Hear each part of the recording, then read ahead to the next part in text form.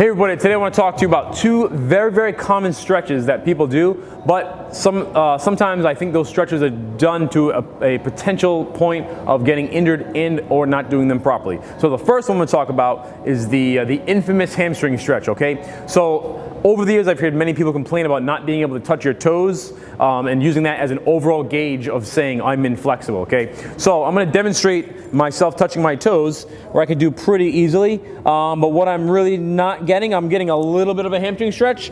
I'm getting more of a stretch from my back. So it's going to be relative to your arm length and your leg length, right? I have long legs, a short torso, and long arms, and I also have way too much mobility in my lower back, which is not a good thing. So I'm actually facilitating that bad posture by doing this, okay? So in order for me to feel more of a stretch in my hamstrings, which most people need to do, is keep your shoulders back, keep proper posture as if you're gonna do a deadlift, keeping a flat back and a tight core. I'm gonna maintain that, and I feel much more stretch in my hamstrings, okay? I'm getting much more benefit by doing that properly. The second stretch that people tend to do a lot is a 90-degree pec stretch, okay? So what I tend to see is people here, the shoulder hikes up, and then they rotate and try to get as much range as you can. I'm actually feeling a ton of pain behind my shoulder and not really much of a stretch in the pec at all. You always want to maintain that scapula in a down and tight position. So in order to do this stretch a bit better, to get more of a stretch, you're going to have your outside of your palm on the wall, slightly step away, and then you're going to rotate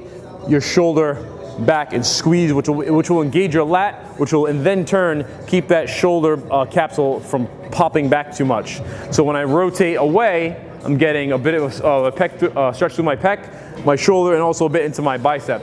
All right, so I'm getting much more benefit from doing that position, okay? So it's gonna be dependent on what you feel.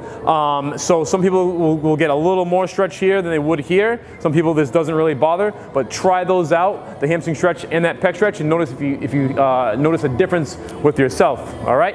Check you next time.